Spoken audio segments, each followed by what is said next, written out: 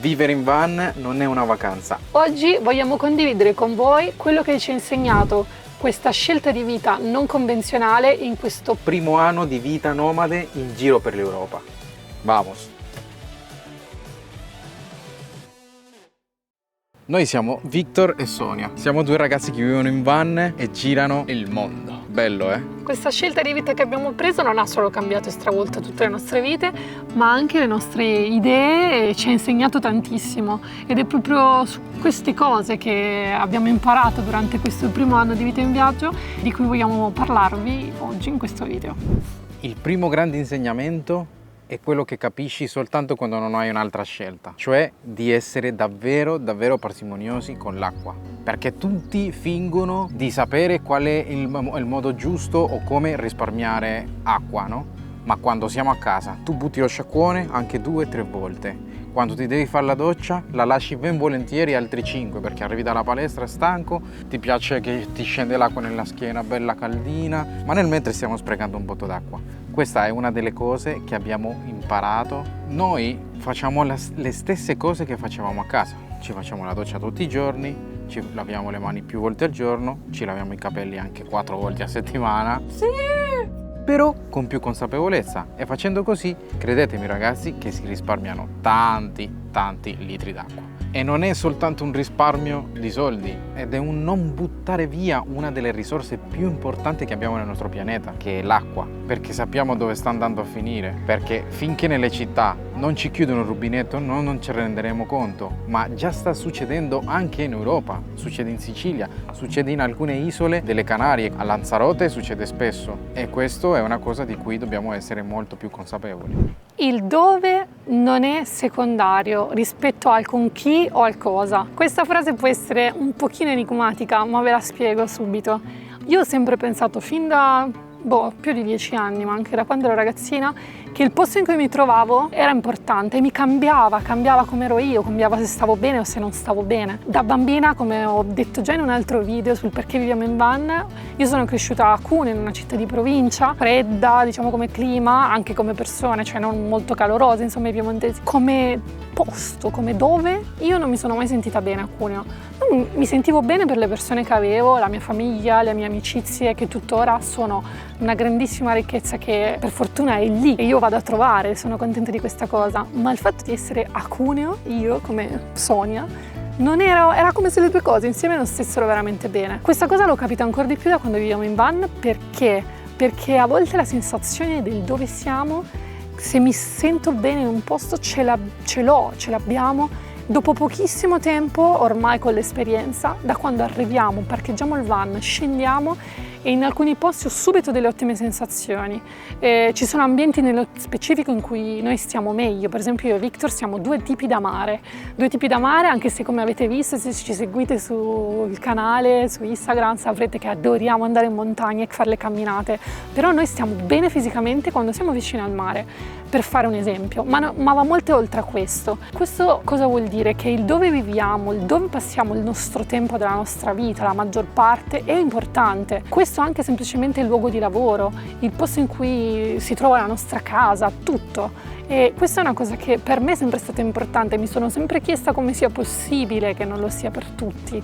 Io penso che semplicemente le persone non si rendano conto che a volte non sono solo il lavoro che fanno, le persone con cui stanno e che hanno intorno a loro o le circostanze a rendere un posto non piacevole o molto piacevole, ma anche se loro stanno fisicamente bene in quel posto.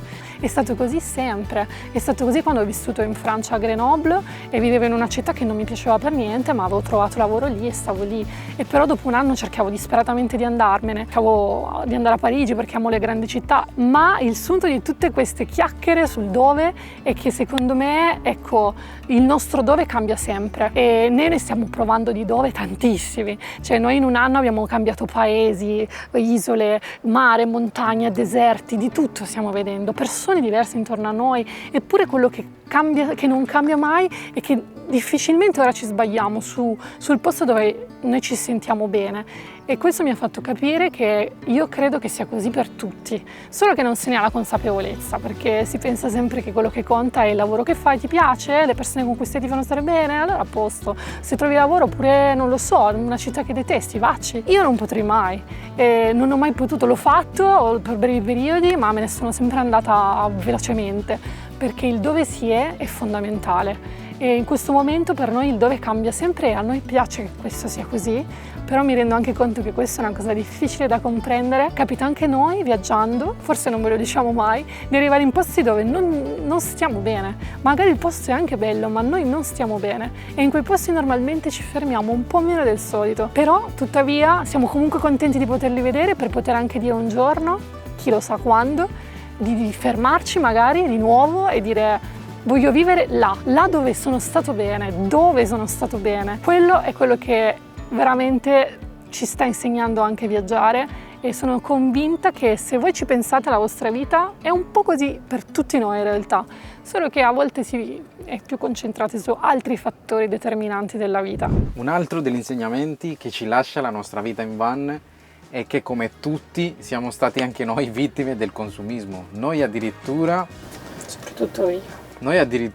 cioè noi persone intese come persone della società, la società ti spinge sempre a comprare le cose anche a rate pur di avercele, quando queste cose gran parte delle volte non sono minimamente necessarie. Pensate che quando noi abbiamo iniziato a pianificare la nostra vita in van, abbiamo subito, si può dire switchato, abbiamo subito switchato in modalità non comprare più nulla, perché sapevamo che ci stavamo per trasferire in un luogo davvero piccolo con pochissimo stivaggio, quindi abbiamo iniziato in primis a non comprare nessun oggetto per la casa e questa cosa, fidatevi, ci ha liberato tantissimo spazio. La seconda è troppi vestiti, cioè noi pensiamo sempre a che cosa diranno le persone, questo ha sempre la stessa maglietta, questo ha sempre lo stesso pantalone. Non è che noi usiamo le stesse cose, abbiamo anche un cambio, ma un cambio molto più ridotto rispetto a quello che può avere una persona in un armadio, perché diciamoci la verità, è bellissimo avere un armadio, un'anta che sia della stessa misura della parete della stanza tua, perché più ne metti, più vestiti ne hai, ma non sono assolutamente necessari, ragazzi. Non è stato comunque facile dal nulla iniziare a non comprare cose, perché sì, è stato difficile, soprattutto anche per la signorina qua, perché lei ci andava giù pesante nel weekend, in giro per Prati. Sto parlando male di me, per caso? E quindi anche noi siamo stati vittime di questo brutto vizio. Noi abbiamo imparato questa lezione perché ci siamo ritrovati a non dover comprare più nulla, ma si può iniziare a casa tranquillamente iniziando a comprare cose che non ci servono veramente. Bisogna magari pensare 2 o 3 volte se quella determinata cosa che vogliamo comprare non è necessaria, e in più se abbiamo tanti vestiti si possono iniziare a vendere come ha fatto Sonia. Per esempio una cosa che si può fare e che ora è anche di grande moda tra l'altro è del cosiddetto decluttering, o comunque togliere, buttare roba che non serve a niente. Per esempio l'ho fatto anche io e ho provato che a quanto è liberatorio, tra l'altro, oltre che può essere anche una piccola fonte di guadagno extra, vendere le proprie cose su Vinted per esempio, liberandoci di oggetti che magari abbiamo comprato durante un momento di acquisto compulsivo e che magari non ci servono, ne abbiamo di altri uguali, non ci piacciono più, non ci stanno più. Ci sono infiniti motivi per cui uno può avere vestiti che non vuole più indossare o che non interessa più, vestiti, borse, accessori, insomma. E quindi ci sono tanti modi di essere minimal, anche guadagnandoci anche qualcosa e recuperando i soldi spesi. Recuperando, sì, non è che ci guadagni davvero ovviamente, però è meglio che lasciarlo lì, mi dico sempre io. Non bisogna per forza fare una scelta drastica come la nostra per capirlo, a noi è servita quella, però chiunque può essere minimal e questa è una cosa che a noi ha reso anche molto più leggeri, perché avere cose vuol dire avere pensieri. Magari voi direte: ma che, avere vestiti vuol dire avere pensieri? Nì, perché quando nel momento in cui devi fare un trasloco, devi spostare la roba, tutta quella roba la devi fisicamente mettere da un'altra parte, devi prendertene cura, devi sapere che deve essere in un posto sicuro se vai via o che potrebbero rubarla, cioè insomma i pensieri sono comunque tanti ed è qualcosa a cui normalmente non si pensa, anzi si pensa che il problema è non avere quelle cose e che non averle creerà ansia e problemi, e invece il più delle volte è il contrario, cioè Sì, avere meno infatti. e libertà. Questa è una cosa che per me personalmente, più di Victor, che è quello che butta tutto, è stata difficilissima da imparare. Sì, io ad esempio i vestiti che avevo Sì, sono tutti quelli che ho qua. Cioè lui ha buttato via tantissimi vestiti che ancora gli andavano perfettamente perché non aveva più voglia di averli, e quindi li ha messi nei cosi della Caritas, li ha donati, quello che è. Comunque sia, è una cosa che è trasformativa, difficile da comprendere perché la società non vuole questo, diciamo, fa di tutto per venderci sempre cose. Compra. Però quando poi lo capisci ha il suo grandissimo, cioè ti dà tanto perché ti rendi conto che eri veramente seppellito dalla roba e non ti serve a nulla. Quindi... Tu avevi vestiti che neanche ti ricordavi di avere. Esatto, è vero, avevo vestiti che avevo messo una Folle. volta. E non se lo ricordava non me più lo che ce ricordavo. l'aveva. Quindi se arrivi a quel punto, guarda l'armadio e svuotalo perché non si Sì. può. E ora non ho alternative perché non ho più l'armadio, quindi... Un'altra delle cose di cui ci siamo resi conto vivendo in van è che noi e la natura non siamo due cose separate. Non è che c'è un muro tra di noi e la natura. Questo l'abbiamo imparato perché arrivando in ogni singolo posto ci rendavamo conto delle circostanze dell'ambiente in cui ci trovavamo. Siamo capitati in posti bellissimi, incontaminati davvero, ma siamo capitati anche in posti in cui apparentemente erano incontaminati, ma camminandoci, facendo una semplice passeggiata, vedevamo la carta igienica delle persone che lasciavano tutto buttato per terra, nascoste per fare i loro bisogni. Questa cosa è bruttissima. Abbiamo visto anche nelle Canarie posti in cui l'ambiente è stato violentato in maniera bruttissima, dove ci hanno costruito un palazzone in mezzo a un prato verde dove ci poteva essere un parco giochi per i bambini, ma siamo anche capitati in posti davvero belli, dove la natura regna e viene anche rispettata. E questo ci ha insegnato moltissimo, perché ci ha insegnato a capire che tra di noi e la natura non c'è un muro. Vivevamo in un guscio. Non che questo non sia un guscio, perché è un guscio, però siamo più a contatto con la natura. Noi vivevamo in un guscio a casa, dove uscivamo da quel guscio e andavamo al lavoro o in ufficio o in cucina o in quello che sia, e passavamo pochissime ore, addirittura minuti, soltanto a contatto con la natura.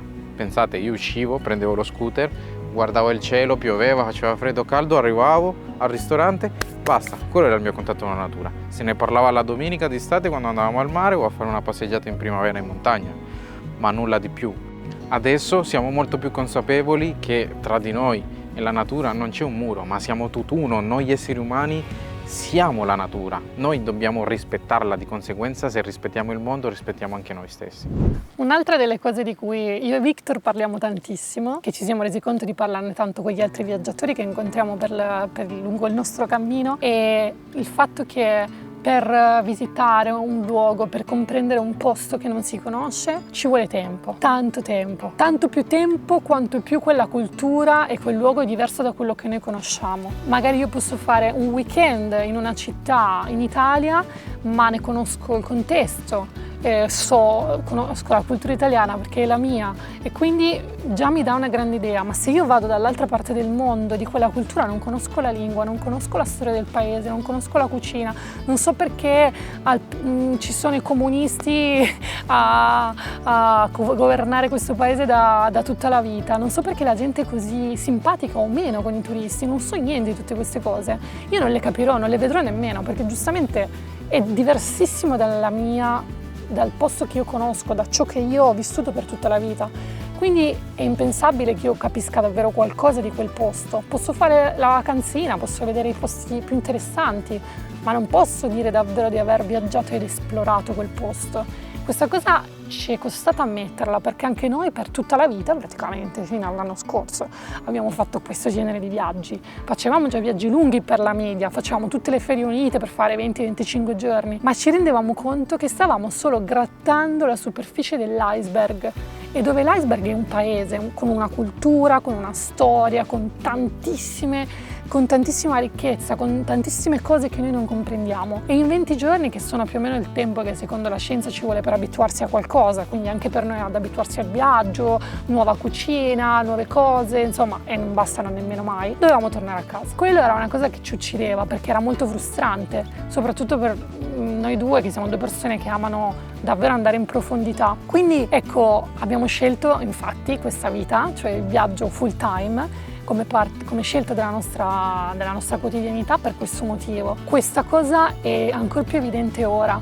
che per girare un'isola Canaria noi stiamo un mese dove una persona sta 4 giorni e ci dice ma l'ho vista anch'io, certo, l'abbiamo vista entrambi, in modi molto diversi chiaramente. È ovvio che io ci metto più tempo perché nel frattempo sto anche lavorando, però comunque sia non ci potrei mettere 4 giorni per dire di averla compresa, perché ormai il nostro modo di viaggiare è infinitamente cambiato rispetto a prima e non ci accontentiamo più di andare a spuntare le caselle, sono stato lì, ho visto quel paese, bandierine, bandierine, bandierine, che questo è anche secondo me uno dei problemi del turismo di oggi, un turismo mordi e fuggi che favorisce andare in tanti paesi per dirlo, per condividerlo sui social, per dire ho visto 100 paesi, ho visto 40.000 paesi e magari noi non abbiamo visto così tanti paesi in realtà. Però io spero un giorno di poter dire che in quei paesi che ho visto, anche se non saranno così tanti, io di quei paesi so un sacco di cose, perché ci sono stata per tanto tempo, perché ho avuto il tempo di parlare con le persone del posto e se anche non parlo la loro lingua ci sono degli strumenti per farlo, oggi come è successo a noi in Vietnam per esempio. Voglio poter dire che ho provato la cucina in 1000 modi diversi,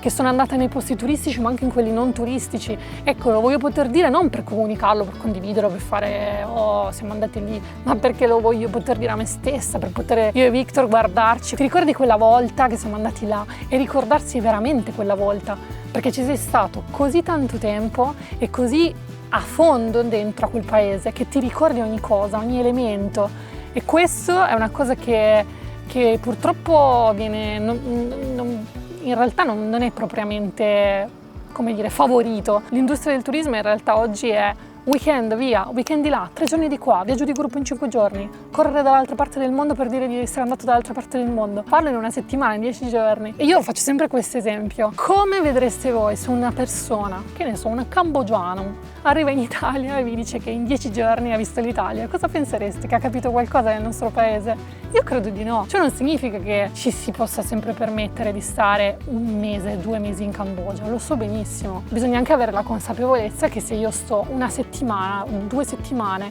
in un paese la cui cultura è completamente diversa dalla mia, io sto grattando la superficie di quel paese e non sto vedendo di più. Noi ora ne siamo consapevoli che anche i viaggi che abbiamo fatto prima, quando avevamo meno tempo, sono stati più superficiali per forza di cose e che quindi bisognerebbe tornare in quel paese. Ecco, questa è una cosa che io penso che farei se non avessi questa vita qui. Tornerei in un paese dove sono stata 20 giorni, tornerei per altri 20, un paese che ho particolarmente amato e che non ho avuto il tempo veramente di esplorare per bene. E lo so che la vita è breve, uno vuol dire sono andato lì, sono andato là, sono andato là, però questa FOMO, no? Questo bisogno di vedere tutto è il problema per il quale vediamo un po' di tutto e tutto male. Quindi la consapevolezza del fatto che per viaggiare bene ci vuole tempo, a prescindere da che poi si possa avere, che si possa avere tutto in una volta o no, bisogna secondo me sempre averla, anche se poi si sceglie di fare sempre vacanze di 4 giorni perché non si può fare diversamente, perché non si vuole fare diversamente. Questo è quello che sicuramente noi abbiamo imparato viaggiando a lungo termine. Una consapevolezza immensa, un grande insegnamento di questa vita è senza dubbio che il tempo è la cosa più importante. Voi direte, mazza che banalità da cioccolatino perugina. Vi assicuro che non lo è per niente. Vi assicuro perché io pensavo di essere consapevole che il tempo era poco, che la vita sfugge, ma no, perché se io avevo scelto di fare una vita che comunque non mi rendeva pienamente soddisfatta di come gestivo il mio tempo, vuol dire che non l'avevo davvero capito. E quando poi l'ho capito, infatti, l'ho cambiata. Il tempo è fondamentale perché cosa vuol dire? Il tempo è l'unica cosa che abbiamo. Cioè, se io passo la mia vita a fare qualcosa che non amo, un lavoro che non mi piace, vivere in un posto dove non sto bene, stare con persone che non mi fanno sentire bene, tutte quelle cose lì, insomma, tutto ciò che non mi rende davvero felice, io sto sprecando l'unica chance di vita che ho. Nel marketing c'è un'espressione che si chiama one time offer. One time offer è quando tu fai un'offerta che una volta sola tu permetti al tuo cliente di comprare quella cosa a un prezzo specialissimo. La vita è proprio quello, è un one time offer. Tu hai un'occasione, non hai un piano B, non puoi fare diversamente. Quindi o lo fai adesso quello che vuoi, a meno che non crediate nella reincarnazione. Io mi auguro che sia vera, però in teoria abbiamo una sola vita. Detto questo, questa scelta di vita deriva da questo tipo di consapevolezza. È proprio, come dire, l'apoteosi e il desiderio massimo di gestire il tempo come volevamo.